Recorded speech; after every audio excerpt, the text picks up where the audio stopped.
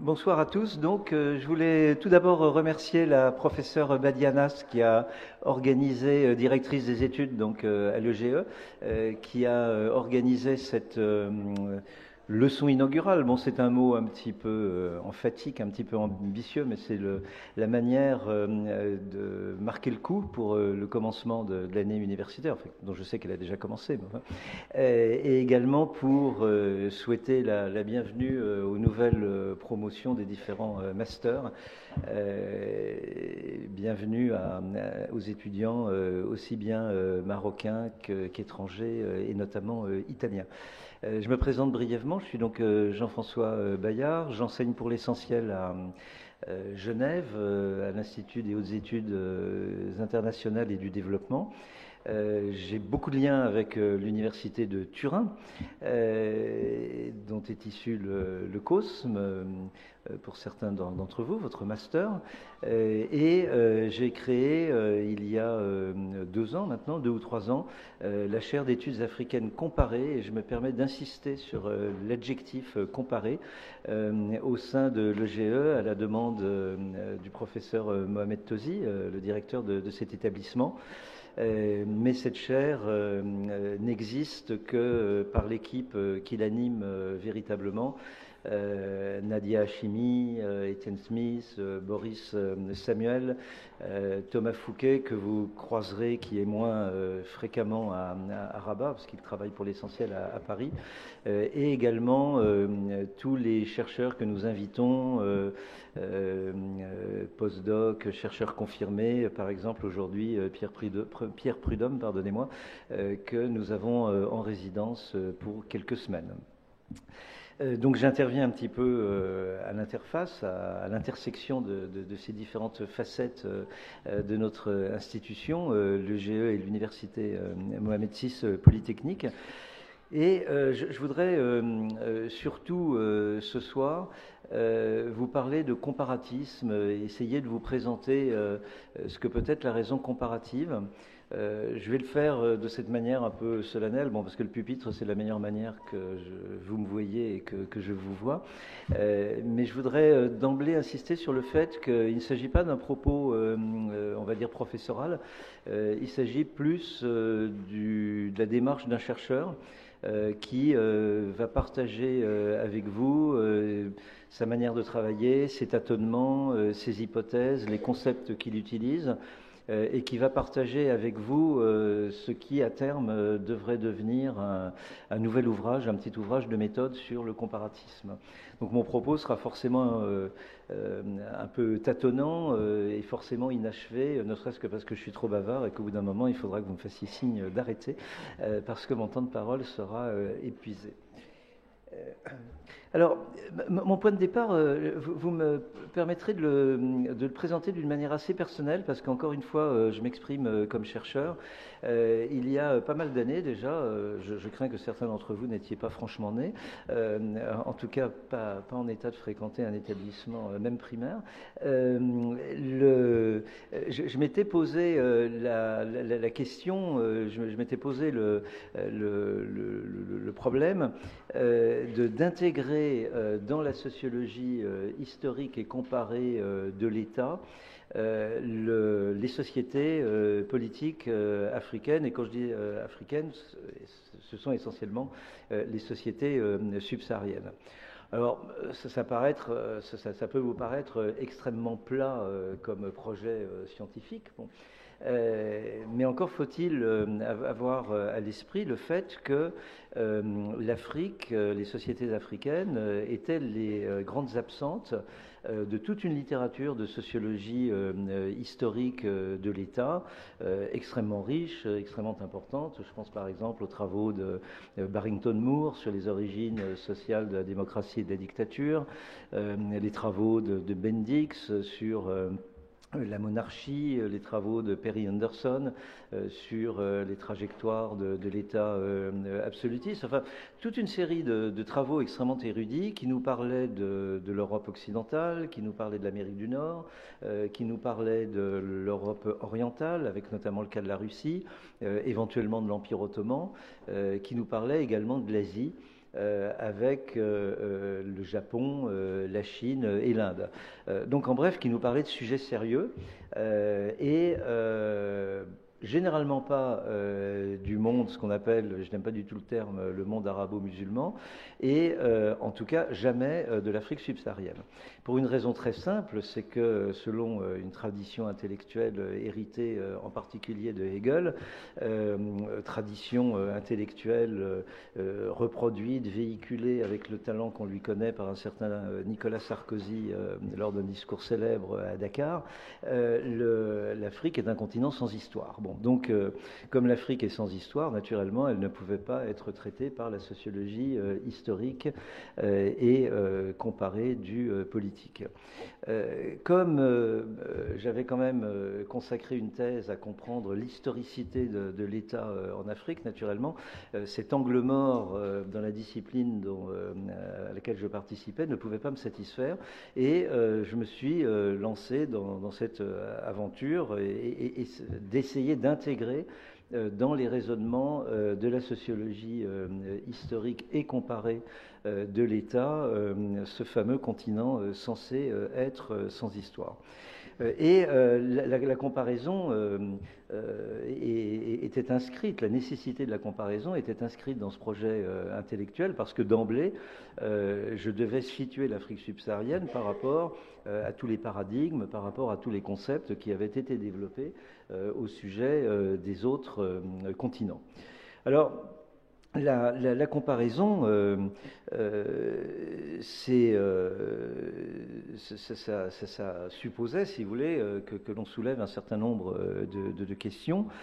Comment, par exemple, postuler à la fois la singularité historique des sociétés africaines, pas la singularité culturelle, mais la singularité historique des sociétés africaines, tout en développant l'idée selon laquelle elles participent de l'universalité du politique. Il n'y a pas besoin, si vous voulez, d'avoir une science politique tropicana ou je ne sais quoi pour traiter de sociétés exotiques. Les sociétés africaines sont des sociétés historiques comme les autres, et donc il faut les traiter scientifiquement comme les autres, mais comment concilier l'universalité du questionnement et la mise en exergue de l'historicité propre, de la singularité historique de ces sociétés. Comment rendre justice à l'historicité propre des sociétés africaines avec des concepts qui sont très largement des concepts forgés par des chercheurs occidentaux à partir des expériences occidentales de l'État et du politique. Comment comparer des sociétés très hétérogènes sans tomber dans les apories, dans les impasses de l'historicisme, de la conception évolutionniste des civilisations, en arrivant à la conclusion assez plate, il y a des gens qui le disent depuis longtemps et mieux que je ne pourrais le faire, selon laquelle il y a des sociétés qui sont supérieures à d'autres et qui sont plus développées ou qui sont en avance par rapport aux autres.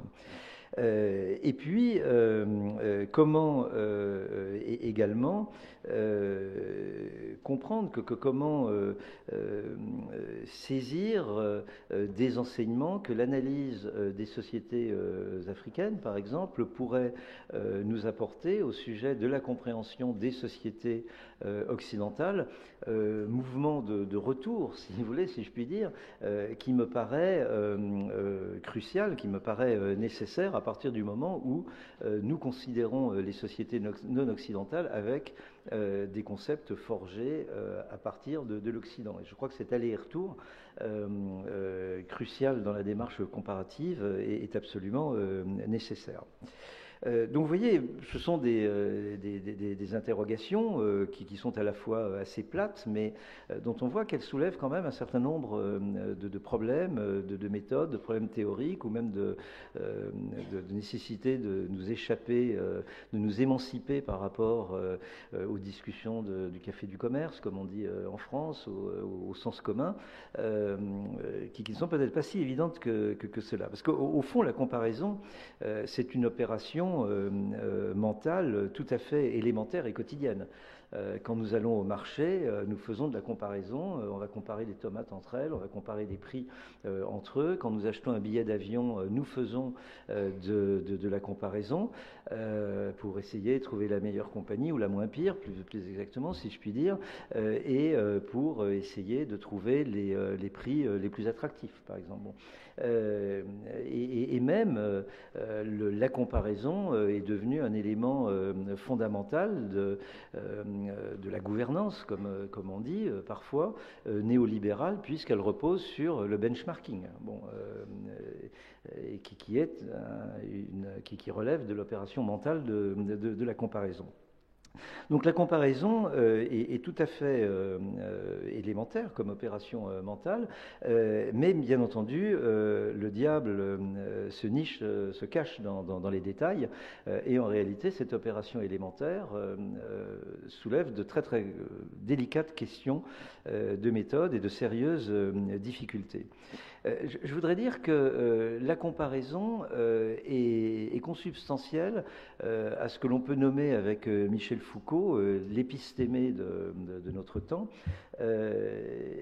précisément parce que c'est Foucault qui le dit notamment dans Les mots et les choses et dans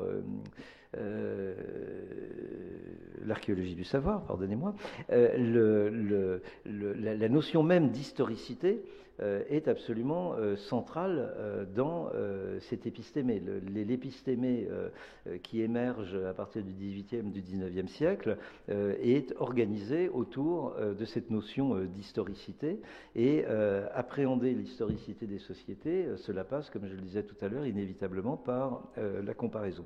Donc nous sommes véritablement à la fois dans notre vie triviale de tous les jours, mais également au cœur de l'épistémé et au cœur du champ cognitif, si vous voulez, de nos sociétés et de notre époque. J'ajouterais que jamais la comparaison n'a été aussi nécessaire qu'aujourd'hui, dans un contexte qui se caractérise à la fois par la globalisation, donc la mise en synergie de l'ensemble des sociétés de la planète, et par un mouvement intellectuel et politique de rétraction identitaire. Et je reviendrai sur ce paradoxe apparent qui, en réalité, ces deux phénomènes, l'expansion, si vous voulez, la mise en synergie de l'ensemble des sociétés du monde, n'est que le revers d'une même pièce, si vous voulez, dont l'autre face est la rétraction identitaire. Et je crois que cette opération mentale de la comparaison est impérative dans un monde où de plus en plus s'affirme la rétraction identitaire sur un mode culturaliste qui postule l'incommensurabilité des, entre guillemets, cultures et l'intangibilité des identités. Et vous savez qu'aujourd'hui, notre monde fourmille de fondamentalistes de l'identité. Les uns se réclament de l'islam, les autres se réclament du laïcisme, comme en France, ou encore du nationalisme xénophobe dans une partie croissante de l'Europe. Et la France n'est pas à l'abri de cette évolution. Donc une posture, si vous voulez, ou une interrogation qui est d'abord d'ordre scientifique, mais dont il ne faut pas occulter la dimension politique ou philosophique. Je voudrais dans une première partie poser trois questions préalables et Inch'Allah, comme on dit, si je n'ai pas été trop bavard, dans une seconde partie, essayer à partir de deux exemples, à partir de deux leçons de choses, si vous voulez, si on pourrait, comme on disait à l'école communale quand j'étais enfant, voir si cette conception du comparatisme a une valeur ajoutée réelle dans la compréhension des sociétés que nous entendons mieux comprendre. Alors, tout d'abord, mes trois questions préalables. Première question, quel comparatisme? Parce que dans le champ scientifique, vous avez des tas d'écoles comparatistes. Vous avez, par exemple, la comparative politics. Vous avez toute la démarche développementaliste qui a perdu beaucoup de son lustre, mais enfin qui était très forte dans les universités nord-américaines. Il y a la démarche de la transitologie que inévitablement vous rencontrerez, comme le virus de la grippe ou je ne sais quoi, parce que voilà, c'est dans l'air du temps.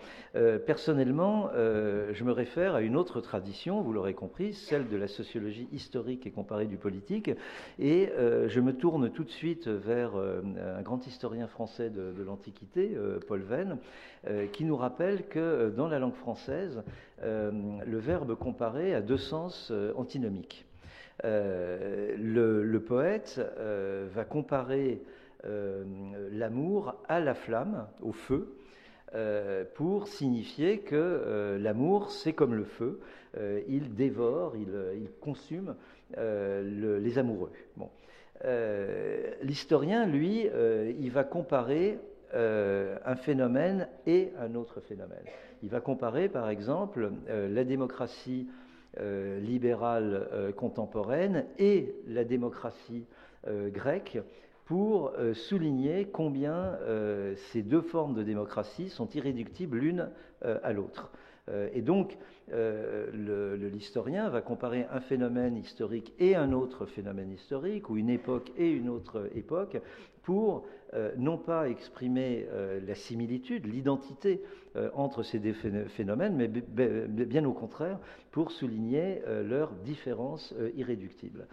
Et bien sûr, c'est cette deuxième acception, c'est cette deuxième conception de la comparaison que nous devons privilégier. Nous devons comparer les situations historiques les unes et les autres pour dégager leur historicité, leur singularité historique. Ce qui amène à dire, et là pour contenter les étudiants italiens, je vais citer un historien italien, ce qui nous amène à partager la conception du comparatisme que propose un microstorien, un historien spécialiste de la microstoria italien, Giovanni Levi, qui dit que le comparatisme, c'est partager les questions et non pas les réponses.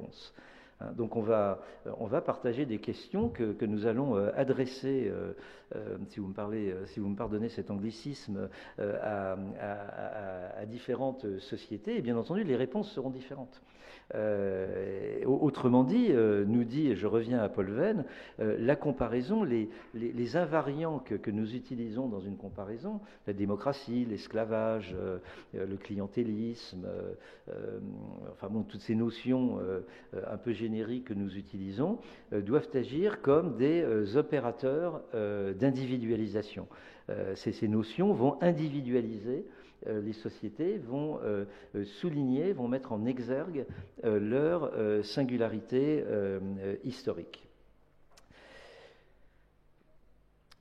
Je crois que nous avons déjà là une réponse à la première perplexité dont je vous faisais part. Comment rendre compte de la singularité des sociétés, de l'historicité des sociétés non occidentales à partir de concepts, à partir de notions, à partir d'invariants qui sont issus de l'histoire de l'Occident. Je crois que la sociologie historique du politique permet de lever cette difficulté d'emblée, sans même trop y réfléchir, parce que raisonner de cette façon, utiliser les concepts comme des opérateurs d'individualisation, revient à mettre le doigt sur une évidence, l'universalisation des formes politiques, des idéologies, des habitudes de consommation, etc., passe toujours par la réinvention de la différence. On peut le dire en termes marxiens, si vous voulez, s'approprier une idéologie, s'approprier un vêtement, s'approprier une institution, cela revient à la créer. Et chez Marx, appropriation égale création. Alors, on peut en prendre un exemple assez évident. Les Britanniques ont, bon an, mal an, installé en Inde leur modèle de parlementarisme, le modèle de Westminster, dans une société qui naturellement n'avait strictement rien à voir avec la société britannique et qui était complètement étrangère au libéralisme, à l'utilitarisme philosophique qui caractérisait le paysage intellectuel de l'Inde, de l'Angleterre et de l'Écosse à partir disons, du XVIIIe siècle. Bon, société de caste, etc., etc.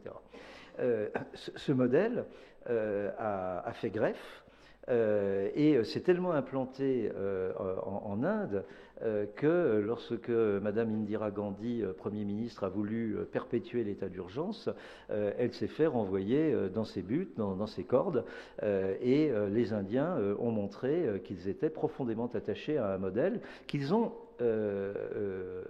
transformé, qu'ils ont réinventé, dans le cadre d'une société de caste, pour aller vite, mais aussi dans le cadre d'un État fédéral. C'est l'Union indienne. Bon, et le fédéralisme britannique, le fédéralisme indien n'a rien à voir avec le Royaume-Uni tel que nous le connaissons, peut-être encore pour quelque temps, l'histoire nous le dira. On peut prendre un exemple qui vous est sans doute, je le crains, plus familier, qui est l'exemple du McDo. Bon, le McDo, c'est un produit global, mais en réalité, dans le McDo, seule la frite est universelle.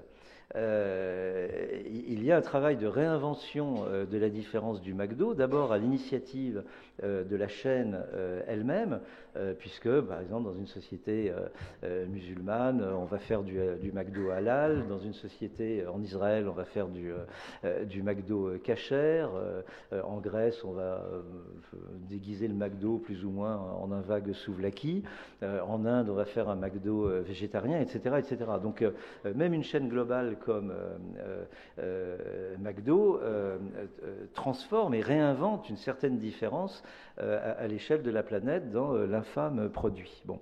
Mais ce qui est beaucoup plus intéressant, c'est que le consommateur lui-même va réinventer une différence dans l'usage du McDo. Et là, vous avez, ne croyez pas que je délire complètement, il y a une étude d'anthropologie très sérieuse à propos de la consommation du McDo en Asie orientale, qui montre comment le consommateur asiatique de Chine, du Japon, de Taïwan a réinventé l'usage du McDo de manière d'ailleurs très différente dans ces différents pays, dans ces divers pays. En particulier en transformant ce qui est à l'origine un restaurant de fast-food en un lieu de sociabilité où les gens s'installent pour manger assez longuement et même par exemple pour fêter l'anniversaire des enfants tout un après-midi. Bon. Donc vous avez un usage du McDo qui est complètement différent et le consommateur va s'approprier le fast-food pour développer une sociabilité qui est propre à sa société.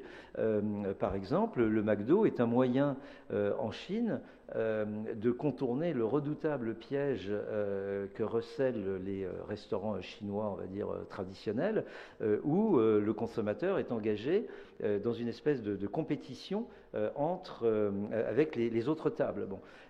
Donc si par exemple un jeune homme emmène sa belle dans un restaurant chinois traditionnel, il est sur un terrain extrêmement savonneux, parce que s'il est à côté d'une table qui, par exemple, commande des mets extravagants qui ont le malheur de plaire à sa douce, il va avoir un problème d'honneur, il va avoir un problème de face, si vous voulez, assez difficile à gérer. S'il emmène sa belle dans un lieu en plus moderne, américain, global, manger un McDo, même si la belle est très gourmande, ça va se solder par 2 super McDo et financièrement c'est assez gérable. Donc vous voyez, vous avez une pratique du McDo propre que l'on ne peut comprendre que par rapport à l'historicité d'une société donnée.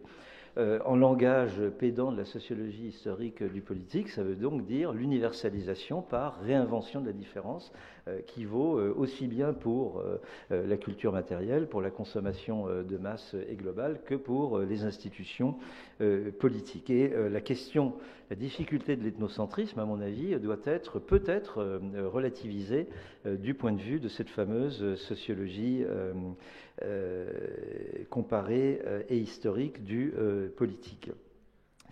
Nous avons un autre problème, c'est que évidemment nous pouvons faire de la comparaison synchronique, comparer par exemple des sociétés africaines entre elles ou des sociétés d'Afrique subsaharienne avec des sociétés d'Afrique du Nord, etc.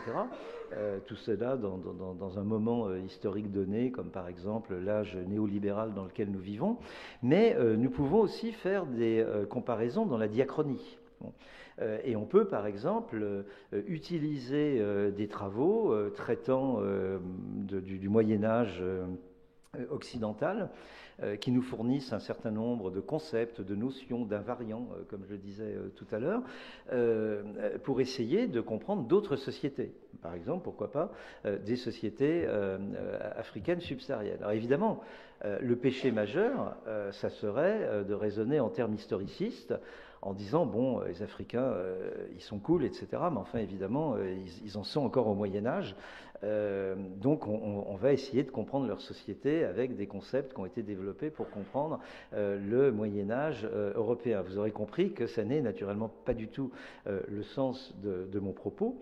En revanche, les historiens médiévistes ou les historiens du premier âge moderne peuvent, par leurs travaux, nous donner des concepts que nous allons utiliser comme des paradigmes pour apporter un éclairage nouveau de ces fameuses sociétés subsahariennes, mais en sachant naturellement que ce transfert de concepts n'a qu'un but, c'est de dégager la singularité historique, l'historicité propre des sociétés subsahariennes.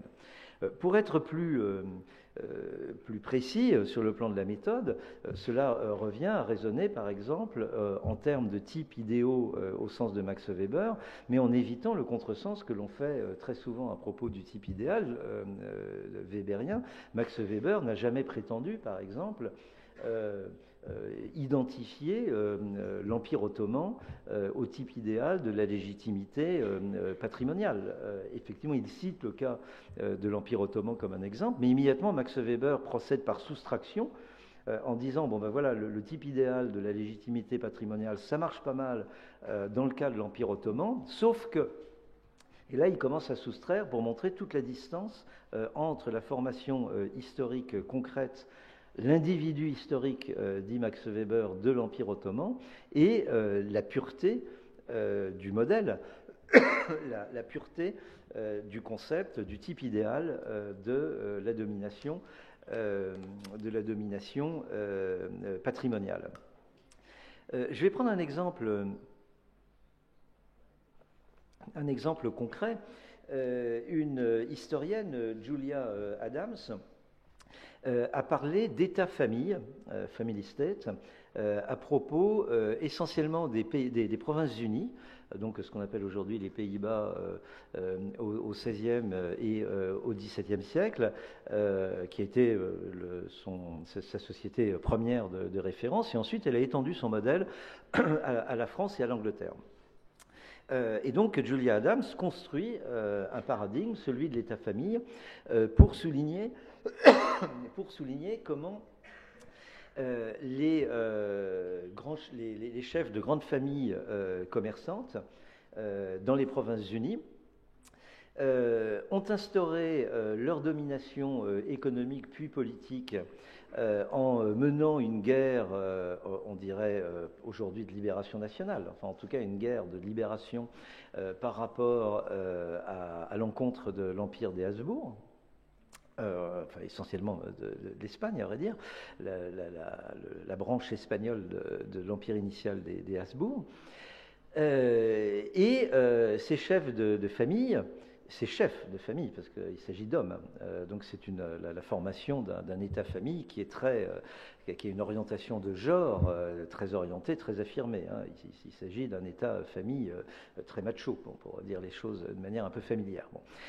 Donc ces chefs de famille ont pratiqué systématiquement le chevauchement entre les positions notabiliaires et bientôt les positions de pouvoir qu'ils ont occupées grâce à l'indépendance des Provinces-Unies et les positions d'accumulation économique, notamment par le biais des compagnies à charte, en particulier la Compagnie des Indes orientales, la VOC, au fond, on pratiquait ce que l'on appellerait aujourd'hui de manière très normative la corruption, hein, donc le mélange des genres entre le privé et le public, ce que l'on appellerait également de manière très normative le népotisme, puisque systématiquement ces chefs de famille plaçaient des cousins, des neveux, etc., etc.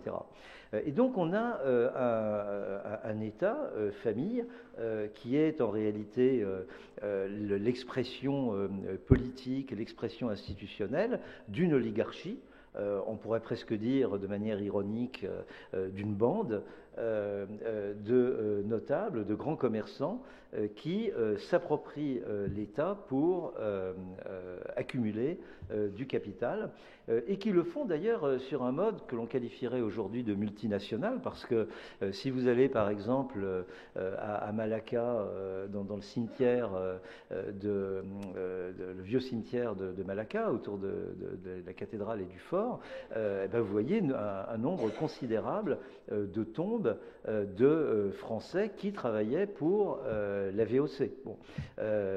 Avant même que nombre d'huguenots français se réfugient aux Pays-Bas. Donc la VOC était en réalité, d'une certaine manière, une véritable multinationale. Bon. Alors là, vous avez un paradigme que l'on retrouve à l'état presque pur et qui a été développé à partir de l'expérience historique des Provinces-Unies et que l'on retrouve avec des variantes à propos de l'Angleterre et de la France. On peut très bien prendre ce paradigme de l'État-famille et l'utiliser comme une clé de 8 ou comme une clé de 12 pour essayer d'ouvrir la boîte de l'État en Afrique. Bon. Et ça marche pas mal. Ça marche pas mal parce qu'on retrouve ce processus de chevauchement entre les positions de pouvoir et les positions d'accumulation. On retrouve ce que l'on nomme le népotisme et la corruption.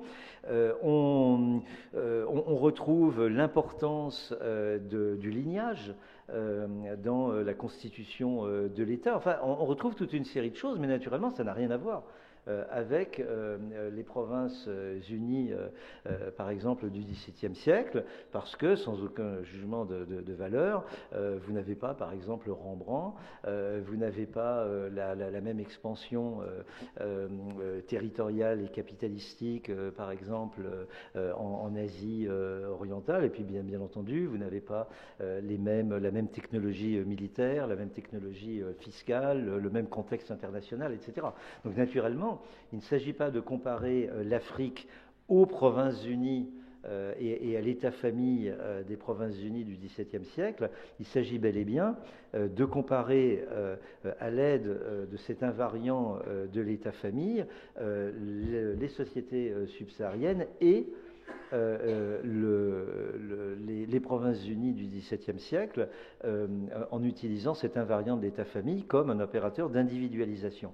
Mais entre-temps, vous avez quand même une plus-value, me semble-t-il, c'est que vous avez libéré notre compréhension de l'État en Afrique de toute la logorée très idéologique de la gouvernance, de la transition, du culturalisme qui fait que les Africains sont complètement incapables de comprendre la démocratie, de la pratiquer, etc.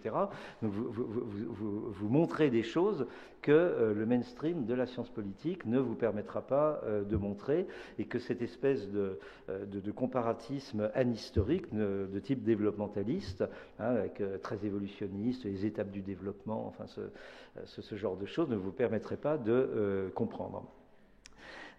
Le concept d'État-famille, vous pouvez aussi l'appliquer, par exemple, à la République islamique d'Iran.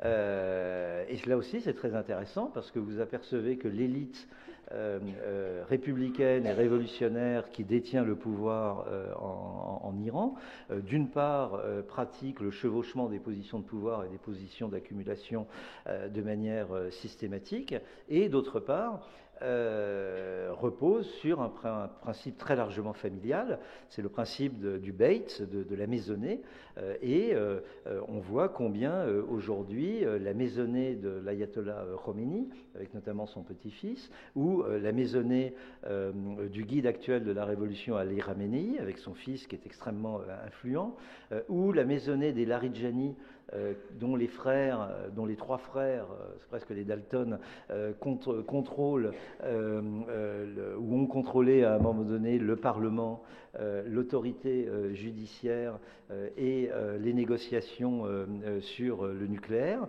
ou encore la maisonnée Rafsanjani, dont les rejetons et rejetonnes ont un rôle, ou ont eu un rôle, parce que maintenant ils sont en partie discrédités, en disgrâce, et même pour l'un des fils en prison, ont donc joué un rôle très important dans le tissu politique du pays. Donc là, vous voyez, à nouveau, le concept d'État-famille fonctionne assez bien et nous sort de toute une série d'apories sur, par exemple, le caractère indécrotablement islamique de la République, du même qualificatif. Bon, en Iran, vous avez beaucoup de choses à dire, autres qu'islamiques, pour comprendre le fonctionnement de cette République.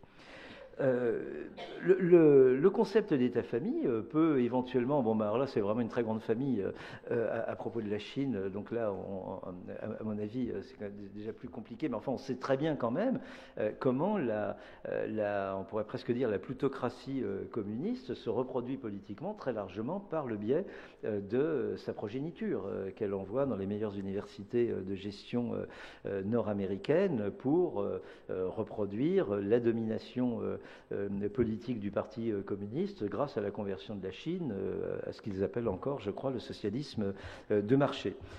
Et je crois que nous pouvons maintenant parler d'État-famille à propos des États-Unis, parce qu'on voit que de plus en plus, les États-Unis sont dominés par des dynasties familiales, les Kennedy, les Bush, les Clinton, et on nous prépare la dynastie Obama aujourd'hui. Bon.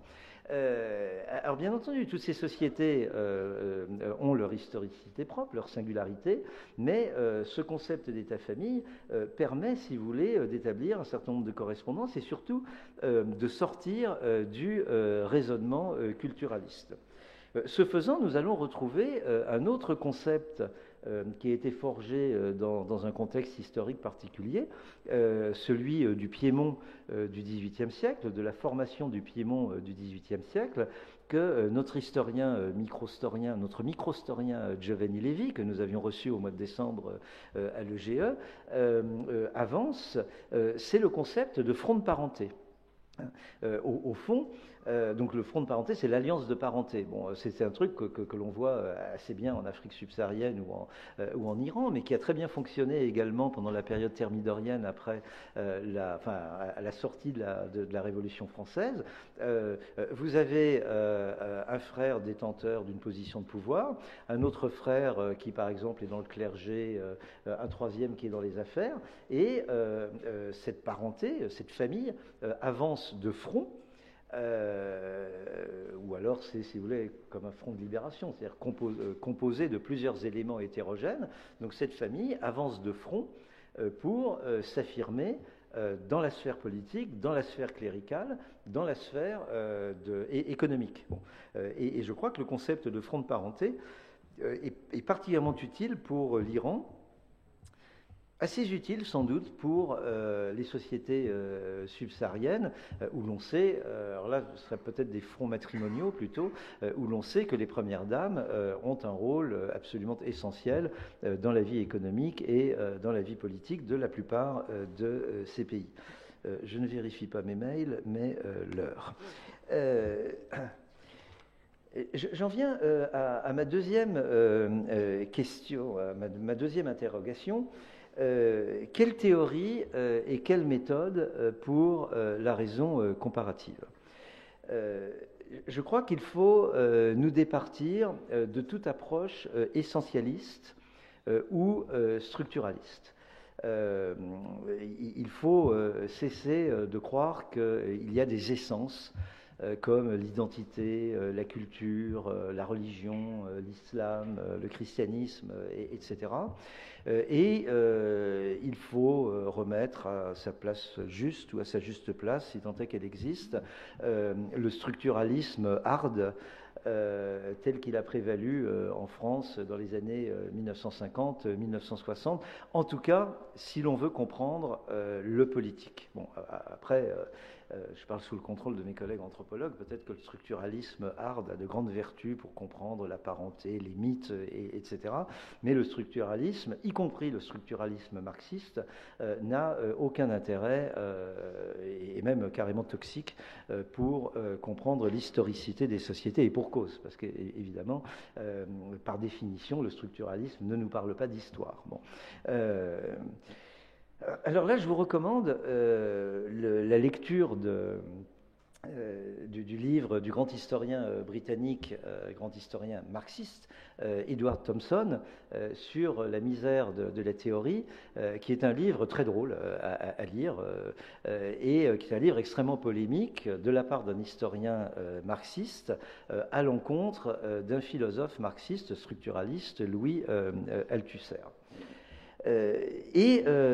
Notre ennemi a un nom un peu compliqué. Je crois que nous devons vraiment nous imposer de sortir, je vous l'écrirai ou je vous enverrai un email si vous voulez pour l'orthographe exacte, de la Geschichten, Scheissen, Schlopf. Bon. Geschichten, Scheissen, Schlopf. Ce qui veut dire sortir, vous me pardonnerez, mais ce n'est pas moi qui parle, c'est Marx et Engels, cité par Thompson, ce qui veut dire sortir de la merde anhistorique. Bon. Voilà. Donc je crois que c'est notre ambition théorique et méthodologique. Nous devons sortir de la Geschichten, Scheissen, Schlopf. C'est plus poli en allemand qu'en français. Vous savez que l'allemand est une grande langue philosophique. Bon. Pour ce faire, trois pistes de méthode. Premièrement, nous devons privilégier une approche situationnelle plutôt qu'une approche en termes de structure. Donc, ce qui nous intéresse sont les situations historiques, la contextualisation historique. Je voudrais simplement rappeler que le concept de situation est un concept très riche, très dense, tant du point de vue de la sociologie et de l'anthropologie que du point de vue de la philosophie. Côté sociologie, cela nous renvoie à l'école de Chicago. Côté anthropologie, cela nous renvoie à l'école de Manchester, Max Gluckman, etc. Cela nous renvoie également en version française à Georges Ballandier, à l'interface de la sociologie et de l'anthropologie, avec son concept, par exemple, de situation coloniale. Bon. Côté philosophie, ça nous renvoie aussi à toute une tradition philosophique, notamment à un philosophe dont on a complètement oublié, qui s'appelle Laville, mais ça nous renvoie surtout à Sartre, à Jean-Paul Sartre, dont vous connaissez la série d'ouvrages qui sont en fait des recueils d'articles ou de chapitres, Situation au pluriel, avec notamment de très très beaux textes sur précisément la critique du culturalisme d'une part et d'autre part la compréhension de la situation coloniale telle que l'avait conceptualisé Georges Ballandier à partir de 1947.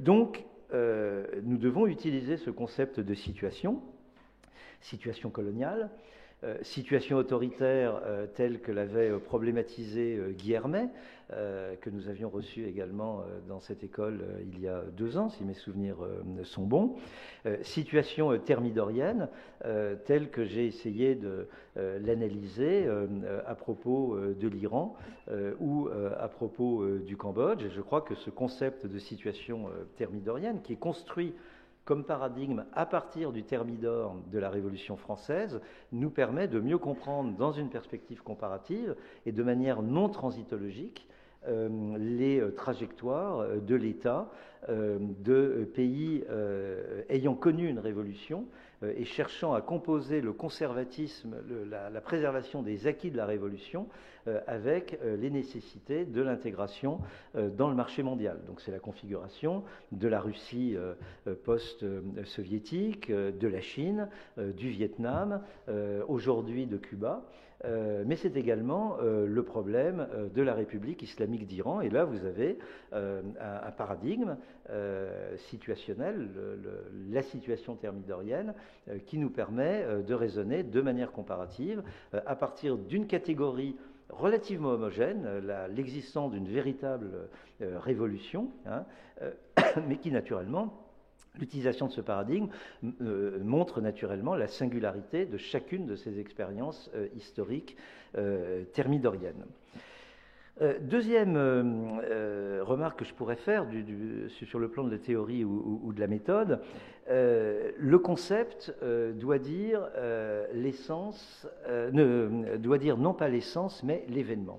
Et j'utilise cette formulation très simple mais très lumineuse, j'emprunte cette formulation très simple mais très lumineuse à un autre philosophe, Gilles Deleuze. Bon.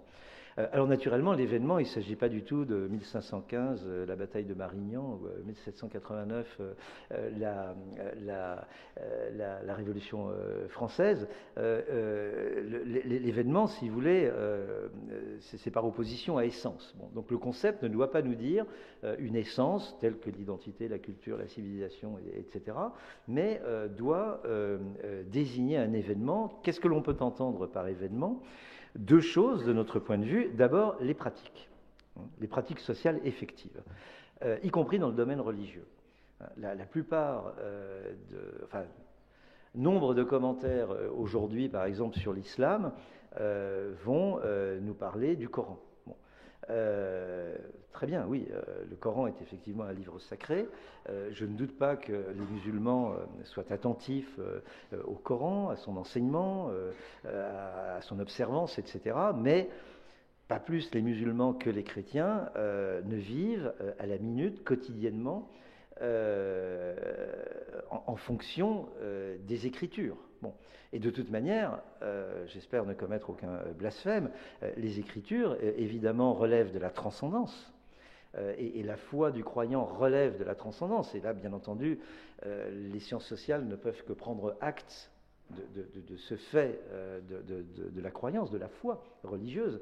Mais du point de vue des sciences sociales, du point de vue de la sociologie historique du politique, il n'y a pas d'essence de l'islam. Il y a un islam qui est toujours en situation. Et qui est en situation nationale. L'islam marocain, comme on dit, n'a pas grand-chose à voir avec l'islam algérien ou l'islam tunisien. L'islam vit comme n'importe quelle religion en situation générationnelle. Il y a des effets de génération. D'abord, on n'a pas forcément la même foi à des âges différents, et puis vous avez des effets générationnels dans la pratique de la foi. L'islam se vit sur un mode, comme on dit maintenant en français, genré. Bon, il y a un islam féminin, il y a un islam masculin, c'est pas exactement la même chose. Donc l'islam, il est toujours en situation. L'islam n'existe pas comme une essence. Je dis toujours, un peu par provocation, vous me pardonnerez, l'islam n'existe pas. Du point de vue de la sociologie historique, l'islam n'existe pas. Les musulmans existent. Les musulmans existent. Vous les rencontrez, ils ont des pratiques. Et d'ailleurs, on dit très bien en français la pratique religieuse. Et je crois que le gros risque contre lequel, le risque culturaliste, contre lequel nous met en garde ce même historien de l'Antiquité, Paul Venn, c'est celui de la surinterprétation religieuse. Vous avez évidemment des virtuoses de la religion, le terme est utilisé par Paul Venn, mais on le retrouve sous la plume de Max Weber. Bon, vous avez des chrétiens sous l'Antiquité qui passaient leur vie en haut des arbres ou au milieu du désert. Donc vous avez des virtuoses de la religion, mais la plupart des croyants vivent leur religion comme ils portent des vêtements. par dignité, mais sans véritablement... bon, et on voit très bien comment, dans l'islam, tout comme dans le christianisme, vous avez des intensités, l'expression est également de Paul Venn, vous avez des intensités religieuses différentes, et les musulmans, entre eux, ne sont de toute manière pas d'accord sur l'interprétation de l'islam, sur ce qu'il faut faire, ce qu'il faut être pour être un bon musulman. Même les concepts, les notions les plus fondamentales dans l'islam, tels que le djihad, l'hijra, etc., vous me pardonnerez mon absence de prononciation en arabe, sont sujettes à l'interprétation. Si le livre avait un sens univoque, évident, les sociétés musulmanes seraient un havre d'harmonie céleste. On en est loin. Et ce que l'on appelle aujourd'hui le djihadisme oppose d'abord des musulmans à d'autres musulmans. Donc vous voyez bien que ce qui compte, ce sont les pratiques. Et que, par exemple, vous avez des théologiens, des théologiennes, vous avez des femmes qui peuvent avoir sur le hijab des opinions très différentes. Bon.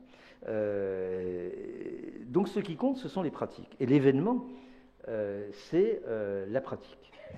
Ensuite, c'est le processus. C'est le processus. Donc il ne faut pas s'interroger gravement sur la nature de l'État, avoir une vision normative de l'État. On peut l'avoir en tant que citoyen, ça c'est une chose. Mais on n'a pas à penser qu'il y a une essence de l'État. Il y a un processus de l'État qui est un processus de formation de l'État.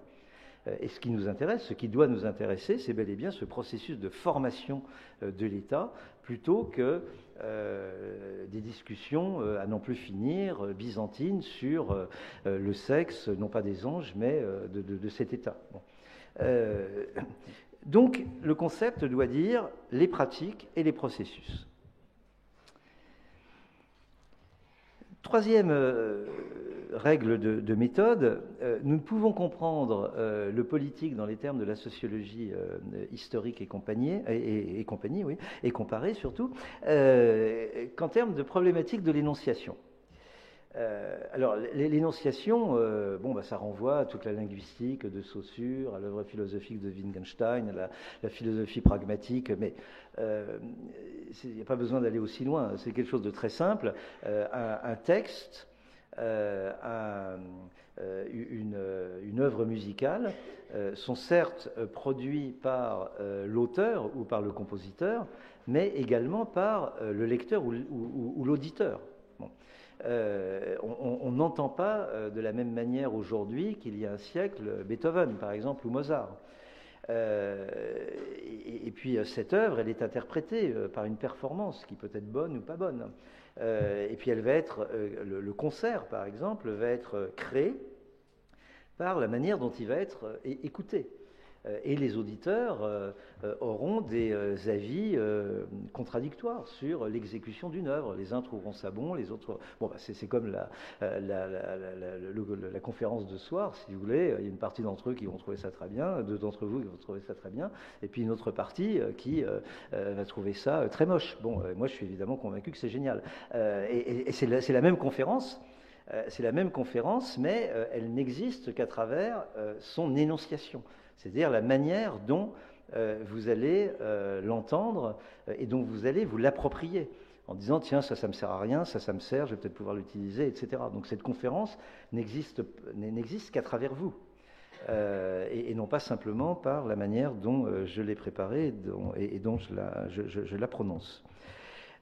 Cette problématique de l'énonciation, elle nous renvoie également à cette espèce de dialogue, et j'emprunte la notion de dialogue, de dialogique, à un grand linguiste et critique littéraire russe, Mikhail Bartin. Cette énonciation, elle relève également d'un dialogue que nous avons avec la mémoire, avec le passé de nos différentes sociétés. Et ce passé fait l'objet d'un travail énonciatif. Nous n'avons pas tous par exemple, la même mémoire ou la même appréhension de ce qu'a été le protectorat français au Maroc, de ce qu'ont été les croisades, de ce qu'a été la colonisation, la Seconde Guerre mondiale, etc., etc. Et nous appartenons les uns et les autres à des sociétés qui qui voient ces événements historiques de manière assez contradictoire. Bon, il va sans dire que la Seconde Guerre mondiale, par exemple, telle qu'elle est vécue aujourd'hui par les jeunes Français, les jeunes Italiens et les jeunes Allemands, est assez différente. Non pas que les uns et les autres soient prisonniers d'une historiographie nationaliste. Bon, les choses ont beaucoup progressé en Europe sur ce plan avant qu'elles ne soient en train de régresser. Mais les repères, les sensibilités ne sont pas exactement les mêmes. Donc, notre rapport au passé historique est un rapport également d'ordre énonciatif. Et ne relève pas d'une approche culturaliste ou essentialiste. Je crois que cette remarque sur la problématique d'énonciation est utile parce qu'elle nous permet de sortir de l'aporie de la causalité. Bon. Admettons que les mêmes causes produisent les mêmes effets. On nous a appris ça à l'école, il faut sans doute continuer à le croire. Mais évidemment, ça ne marche absolument pas en histoire, parce que vous n'avez jamais les mêmes causes. Parce que ces phénomènes historiques que l'on peut identifier de manière relativement précise, comme des invariants, surviennent dans des sociétés concrètes, qui sont différentes les unes des autres, et font l'objet d'un travail énonciatif de la part des acteurs de ces sociétés. Donc, par exemple, un processus de démocratisation ou une crise économique ou une attaque terroriste ou militaire sera interprété de manière différente. Donc la cause est la même. La bombe, le bombardement, l'effondrement des cours du cacao, une épidémie de grippe. Bon, tout ça, on a des causes que l'on peut relativement identifier, mais ces causes vont faire l'objet d'une interprétation, d'une énonciation qui variera suivant les acteurs et suivant les sociétés. Donc en histoire, les causes ne sont jamais les mêmes. Et de ce point de vue, naturellement, la recherche de la causalité, et en tout cas l'acharnement de l'historicisme à dégager des lois dans l'histoire, est bien entendu voué à l'échec. Troisième interrogation, quel esprit comparatif ? La sociologie historique et comparée du politique est, pardonnez-moi à nouveau du grand ou du gros mot, c'est une hétérologie. Bon, hétérologie, enfin, c'est donc le rapport à l'autre, c'est un discours que l'on tient sur l'autre. Bon, je suis différent et je tiens un discours sur l'autre. Et naturellement, l'autre tient un discours sur moi. Bon. Donc le comparatisme, par définition, c'est une hétérologie. Par exemple, moi personnellement, je suis français, j'ai mon bagage intellectuel, etc., que je me suis forgé vaille que vaille, et je vais parler d'autres sociétés que la mienne, les sociétés subsahariennes, je suis prudent, donc je ne parlerai pas du Maroc, la Turquie, etc. Bon, hein, donc le comparatisme est une hétérologie.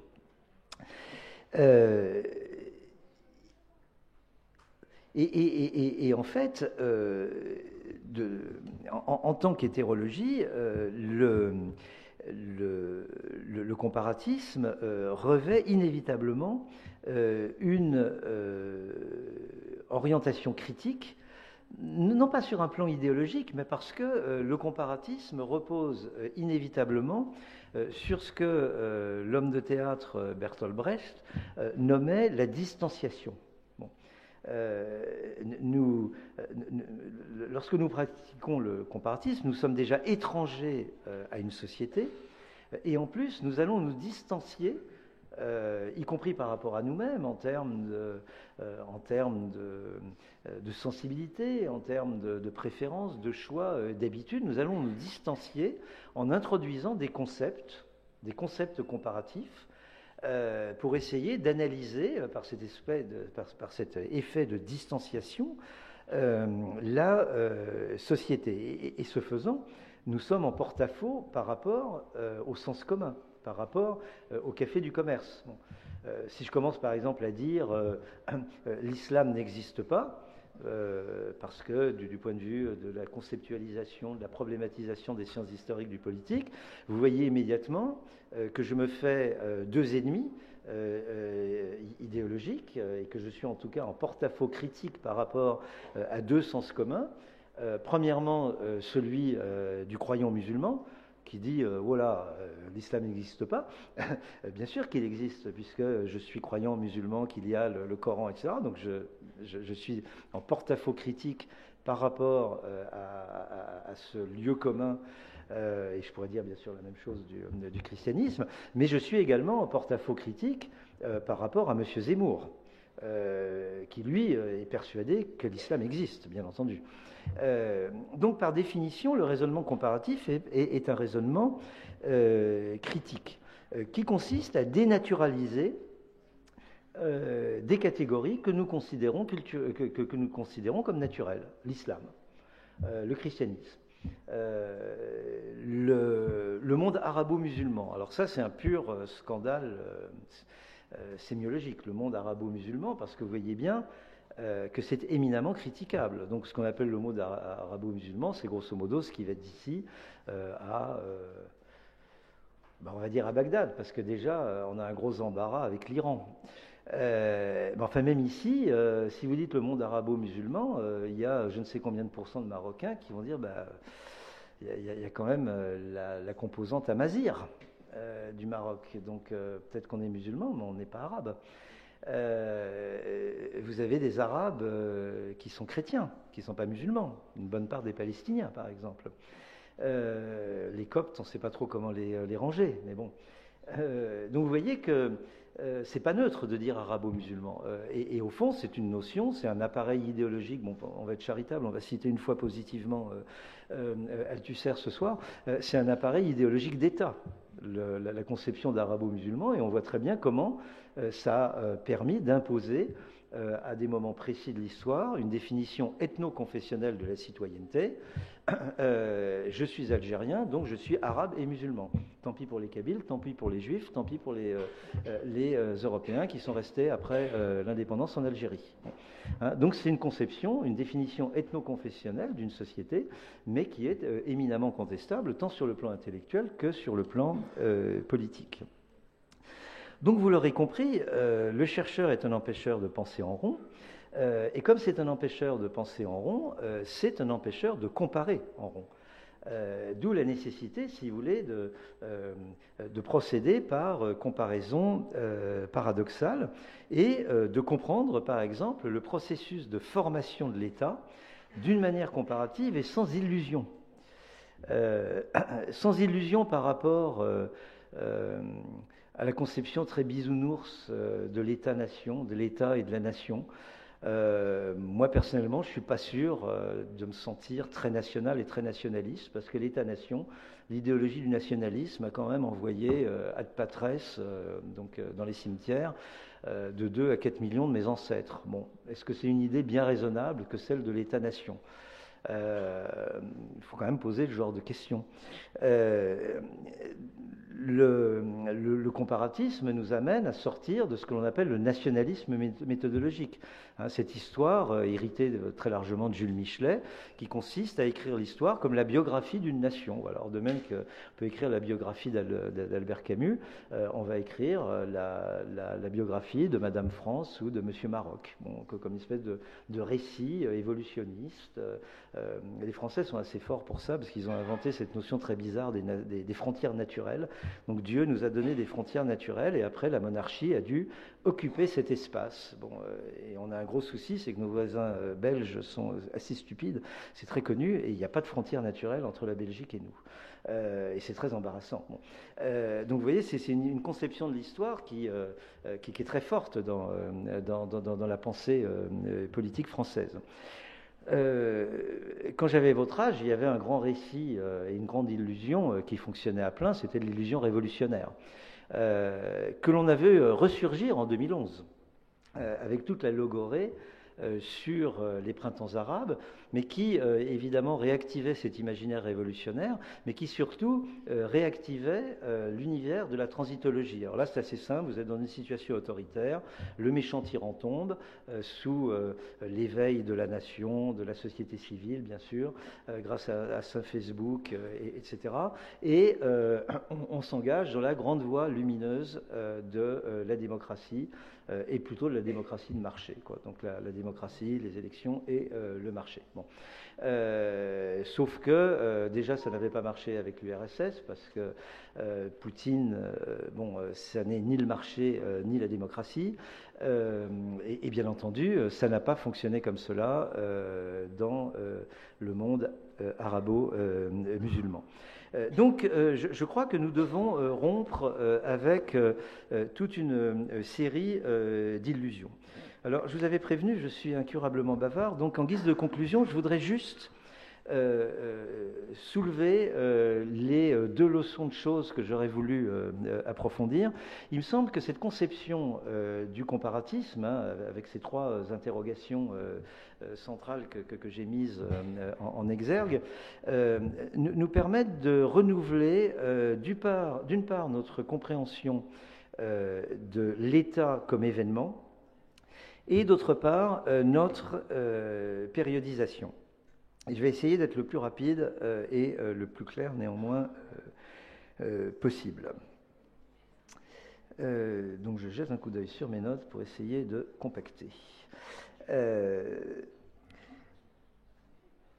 que je voudrais dire, c'est que le processus, l'événement de la formation de l'État, nous ne pouvons le comprendre qu'en nous départissant de cette vision évolutionniste des choses, une espèce de marxisme vulgaire, un peu à la Engels par exemple, mais nous avons tous été vaccinés, on nous a tous inoculé cela quand on était petit, même si on ne s'en rendait pas bien compte.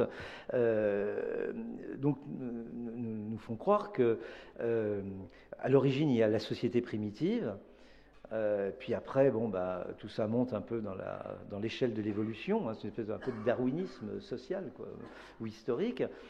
Puis après, on arrive aux empires, et puis les empires s'effondrent pour permettre enfin au génie, au djinn de la nation de sortir de la bouteille et d'arriver à cet accomplissement qu'est l'État-nation. Alors, vous avez des versions différentes, évidemment, pour les marxistes purs et durs.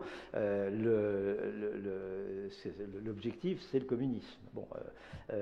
Mais quand même, les marxistes soviétiques nous ont dit qu'avant d'accéder à la grande lumière du communisme, il y avait la théorie stalinienne des nationalités, et que la nation ou les nationalités pouvaient être le stade sinon suprême du socialisme, mais en tout cas un stade intermédiaire utile. Donc là, on a une vision très évolutionniste. Le problème, c'est que si l'on regarde sans aucun préjugé l'histoire, on s'aperçoit que ça ne fonctionne pas comme ça. Par exemple, en Afrique de l'Ouest, au XVIe, XVIIe siècle, vous avez eu de grands empires, notamment dans toute la zone de peuplement mandingue.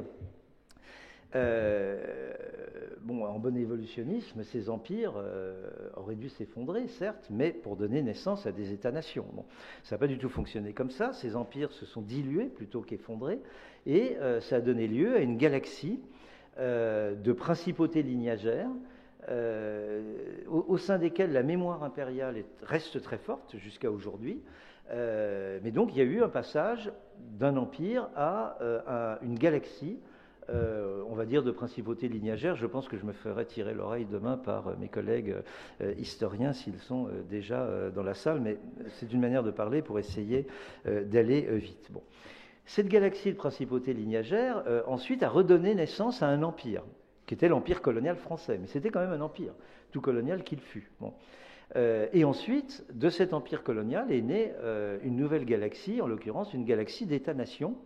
Et nous verrons que cette galaxie d'États-nations reste habitée par l'idée impériale à bien des égards.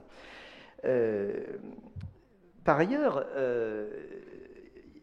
Si l'on reprend cette trilogie weberienne entre les types idéaux de domination ou de légitimité, patrimoniale, charismatique et rationnelle, légale, on s'aperçoit que vous avez des combinaisons. Et d'ailleurs, c'est parfaitement compréhensible du point de vue de Max Weber. Max Weber l'écrit même noir sur blanc. C'est dans les mauvais manuels de sociologie qu'on oppose ces trois modes de domination. Bon. Deux exemples. Si vous prenez dans le catholicisme un procès de canonisation, donc le saint par définition, dans le christianisme comme dans l'islam, relève de la légitimité charismatique. Bon. Son autorité procède de ses qualités personnelles propres. Bon. Donc dans le catholicisme, vous avez un saint et il s'agit de le certifier. Au fond, on dirait aujourd'hui, il s'agit de lui donner un certificat ISO. Et là, vous avez un processus bureaucratique, comme dans le néolibéralisme. Ça a été très bien analysé par Béatrice Hibou dans ses ouvrages sur la bureaucratisation néolibérale. Donc là, vous avez un processus bureaucratique, vous avez un procès. Au sens juridique du terme, judiciaire du terme, vous avez un procès qui produit énormément de papier. Il n'y a rien de plus bureaucratique que le Vatican, que le Saint-Siège. Et d'ailleurs, c'est le Saint-Siège qui a donné naissance à l'État moderne de Machiavel, par exemple, de Bottero. Donc vous avez un procès, et c'est un processus bureaucratique avec toute sa production de papier qui va consacrer le charisme du saint, qui va dire c'est du charisme ISO, c'est un vrai saint, il a sa patente. Bon. De la même manière, on voit par exemple au Sénégal tout un processus de bureaucratisation des confréries. Les confréries relèvent de l'autorité charismatique du chaire, mais vous avez des chaires aujourd'hui qui bureaucratisent leurs confréries, notamment en distribuant, ou plutôt j'imagine en vendant, des cartes d'adhérents. Bon, l'idée, si vous voulez, d'avoir une carte d'adhérent à une confrérie, c'était pas évident il y a un siècle. Bon. Donc là, vous avez une combinaison entre l'autorité charismatique et l'autorité ou la domination bureaucratique. Alors, même si l'on a à l'esprit cette prudence, si vous voulez, par rapport à ce type de chronologie, de périodisation ou de taxinomie de domination, on peut quand même considérer qu'au XIXe et au XXe siècle, on a vu un grand basculement d'un monde d'empire à un monde d'État-nation. Monde d'empire, empire ottoman, empire des Habsbourg, empires coloniaux européens, empire chérifien, etc., etc. Bon, empire chinois, en Perse, etc. Et aujourd'hui, on a eu une universalisation de l'État-nation. Et notre difficulté, c'est de comprendre ce passage d'un monde d'empire à un monde d'État-nation, vous l'aurez compris, sans être évolutionniste. Bon. Et de regarder les choses plus attentivement. Donc je voudrais juste mentionner trois effets de composition que l'on pourrait retrouver dans d'autres circonstances, mieux analysés dans d'autres circonstances, qui nous permettent de sortir de toute compréhension évolutionniste, historiciste, de ce passage d'un monde d'empire à un monde d'État-nation. D'abord, il y a un effet de composition entre l'idée nationale et l'idée impériale. L'historiographie nationaliste classique consiste à dire les empires, c'était vraiment des très méchantes choses.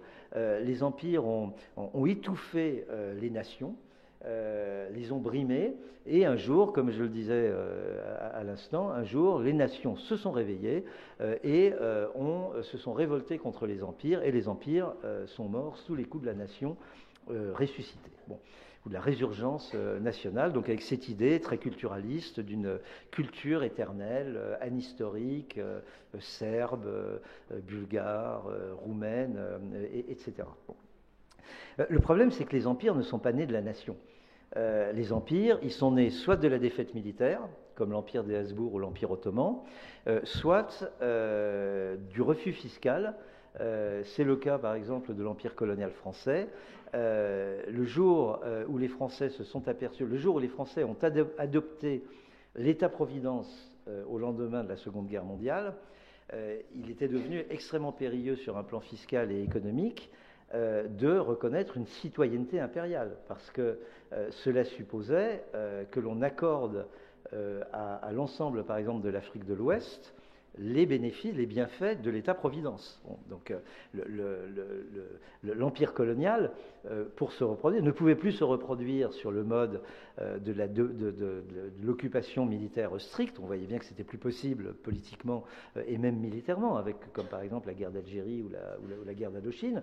Donc il fallait libéraliser cet empire colonial, il fallait transformer les sujets coloniaux en citoyens de l'Empire. On s'y est essayé, et il y a eu des tentatives dans le cadre de l'Union française, etc.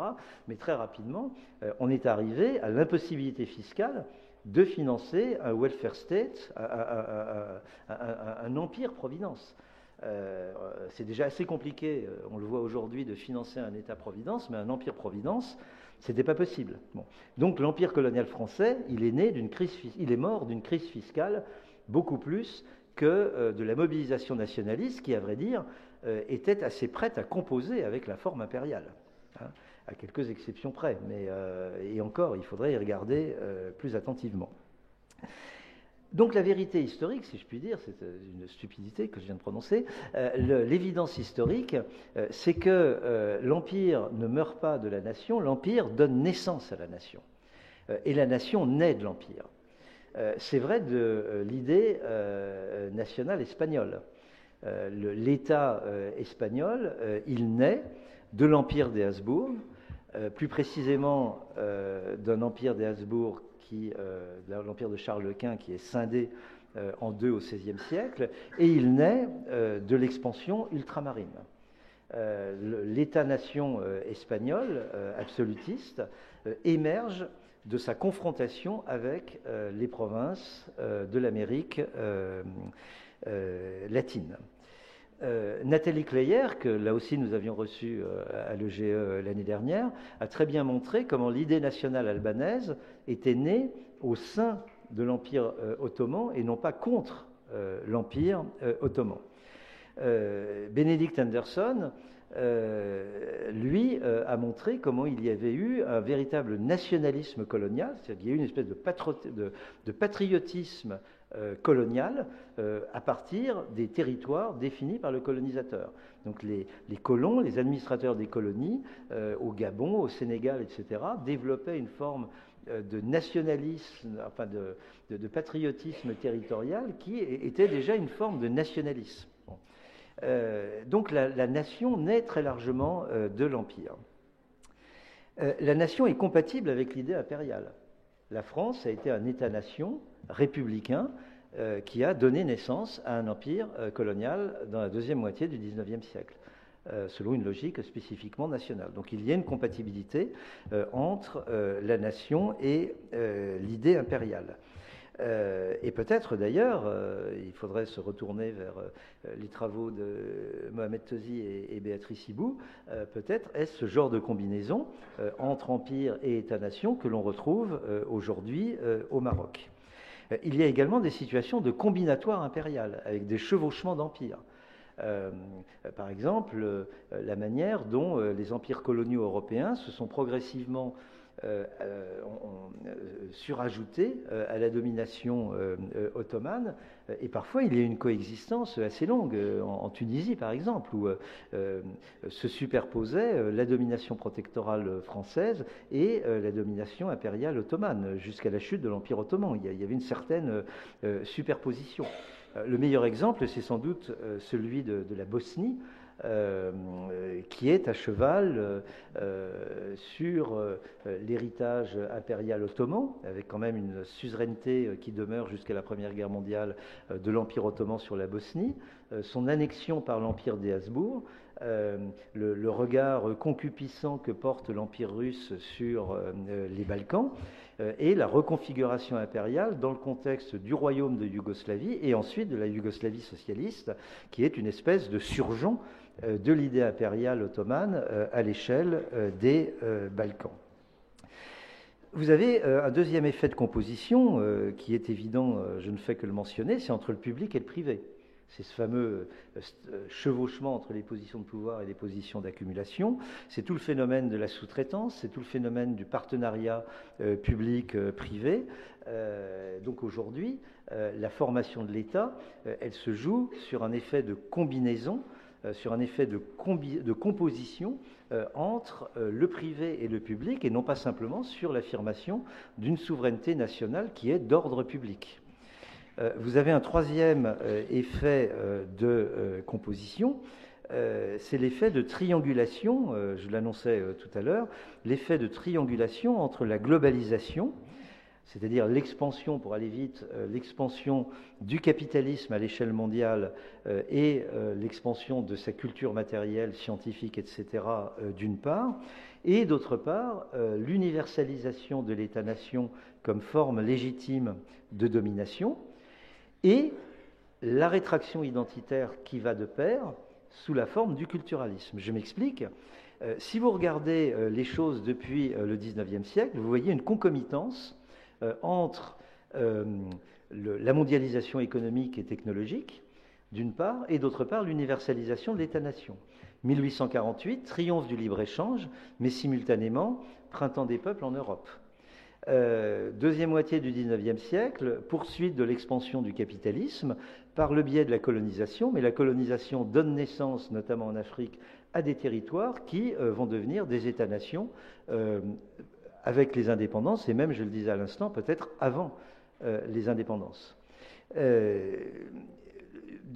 Effondrement de la Yougoslavie au début des années 1990, la Yougoslavie ne se dissout pas dans le marché. La Yougoslavie, certes, se convertit à l'économie capitaliste, mais simultanément donne naissance à un système régional d'État-nation. De la même manière, l'URSS épouse le capitalisme, à défaut de l'économie de marché, mais simultanément donne naissance à un système régional d'État-nation qui essaye, vaille que vaille, de dominer Vladimir Poutine.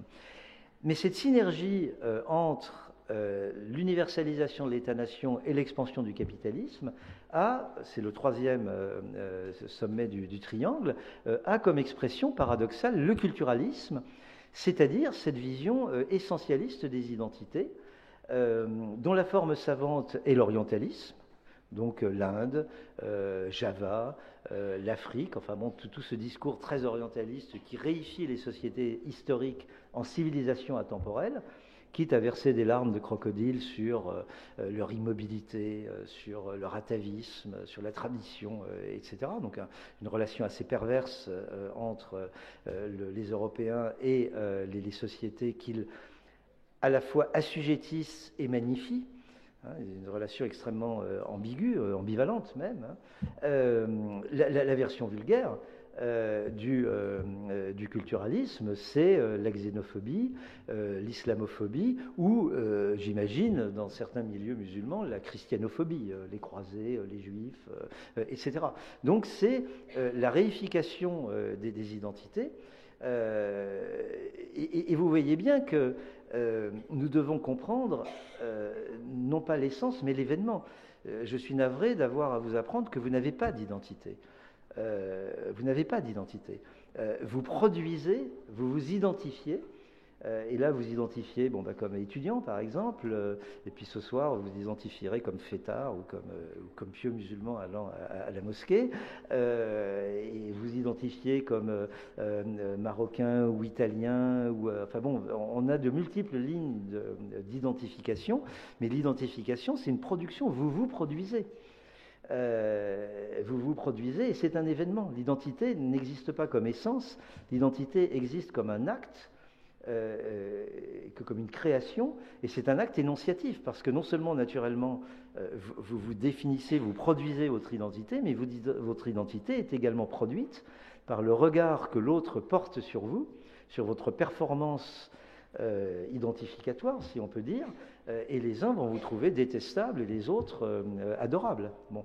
Donc vous existez également, et cela Sartre l'avait fort bien compris, à travers le regard que l'autre porte sur vous. Donc l'identité, la culture, c'est pas une essence, c'est un événement. Et c'est bien cela que nous permet de comprendre la sociologie historique du politique. Je ne développe pas le second exemple que je voulais vous présenter parce qu'il est trop tard. Je le mentionne juste de deux mots. Je crois que la sociologie historique du politique permet de préciser l'interrogation des historiens aujourd'hui qui se rendent bien compte que la périodisation telle qu'elle a été pratiquée, l'Antiquité, le Moyen-Âge, le Premier Âge moderne, etc., ne fonctionne plus. Bon. La périodisation n'est plus une problématique en vogue chez les historiens. Ils sentent bien que ça ne marche pas comme ça. Bon. Donc nous, ce que nous pouvons peut-être faire en tant que sociologue historique du politique, c'est de développer des concepts, parce que ça, on sait faire, alors que les historiens eux-mêmes ne savent pas trop le faire, parce que l'histoire, c'est plus un récit d'une intrigue, et Paul Venn a écrit des choses admirables sur cela. Donc nous, les sociologues du politique, on est plus ennuyeux et on adore forger des concepts. Et là, je crois que ce que nous pouvons dire, c'est premièrement que les sociétés se reposent sur des imbrications de durée au sens de Braudel. Hein, longue durée, moyenne durée, courte durée. Et nos sociétés sont une imbrication de ce genre de durée. Par exemple, en Afrique subsaharienne, les sociétés politiques contemporaines, c'est de la courte durée. Toute l'histoire, qu'il faudrait déjà conjuguer au pluriel, post-coloniale. C'est de la moyenne durée, le moment colonial qui reste très présent, ne serait-ce qu'à travers l'organisation administrative, le découpage du territoire. Donc la moyenne durée du moment colonial. Et la longue durée des sociétés africaines, par exemple, la longue durée des lignages mandingues, pluriséculaires, la longue durée de l'esclavage, la longue durée, bien entendu, de l'islam dans ces sociétés ouest-africaines, etc., etc. Donc une société repose sur une imbrication de durée hétérogène au sens de Braudel. Mais ce que je propose, c'est d'affiner un petit peu le propos et d'introduire le concept que j'emprunte à un philosophe français, Henri Bergson, le concept précisément de durée, une durée que Bergson oppose à la notion de temps. Le temps est une notion quantitative qui ravit les Suisses, grands producteurs de montres, donc on découpe le temps en minutes, etc. Et Bergson nous dit que le temps, en réalité, renvoie à la notion d'espace. Bon. Alors que la durée renvoie non pas au quantitatif, mais au qualitatif, à l'expérience irréductible que nous avons de notre propre vie. Bon. Je n'ai pas le temps de rentrer dans le détail de la pensée de Bergson, et on aura d'autres occasions si vous voulez d'en parler. Mais ce qui est intéressant chez Bergson, c'est qu'il montre comment il y a une compénétration des durées et comment, par exemple, nous pouvons, au présent, être obsédés par des événements traumatismes vieux de plusieurs décennies, voire de plusieurs siècles. Bon. Ce phénomène de la fausse reconnaissance ou du souvenir du présent, sur lesquels ont travaillé des psychiatres, des philosophes, donc comme Bergson, mais que nous connaissons, nous, historiquement, avec, par exemple, la mémoire traumatique de la Shoah, la mémoire traumatique chez les Arméniens du génocide de 1915, celle des dragonnades de Louis XIV au XVIIe siècle chez les protestants français, ou la mémoire traumatique des croisades pour une partie des musulmans. Donc cette idée de la compénétration des temps, elle est extrêmement importante parce qu'elle nous permet de dépasser cette espèce de saucissonnage de l'histoire dans des périodes dont nous voyons bien qu'elles se compénètrent. Par exemple, il n'y a jamais eu la Renaissance ou la Réforme telle qu'on nous l'enseignait, peut-être telle qu'on l'enseigne encore, je ne sais pas, dans les lycées. La réforme protestante a été annoncée, anticipée par une réforme à l'intérieur même de l'Église catholique, par exemple. Il n'y a pas eu entre l'Antiquité et le Moyen-Âge chrétien cette rupture que l'on postule. C'est par exemple Michel Foucault qui montre très bien comment l'amour, pour aller très vite, de type conjugal, etc., en réalité a été inventé, si je puis dire, par les stoïciens dès l'Antiquité, bien avant que ne s'affirme le christianisme et que l'on ne puisse parler d'un passage de l'Antiquité au Moyen-Âge. Donc là, il y a une très forte continuité, une très forte compénétration. Et tous ces phénomènes d'invention de la tradition, comme par exemple le salafisme ou le fondamentalisme chrétien des pentecôtistes, reposent donc sur l'invention d'une Médine imaginaire, celle du prophète, mais qu'ils vivent à travers naturellement les lunettes du temps présent, et parfois des lunettes très hollywoodiennes dans leur manière de mettre en image le djihad, ou alors cette idée charismatique de la communauté primitive évangélique. Nous sommes là devant un travail d'invention de la tradition qui est un exemple parmi d'autres de la compénétration des durées.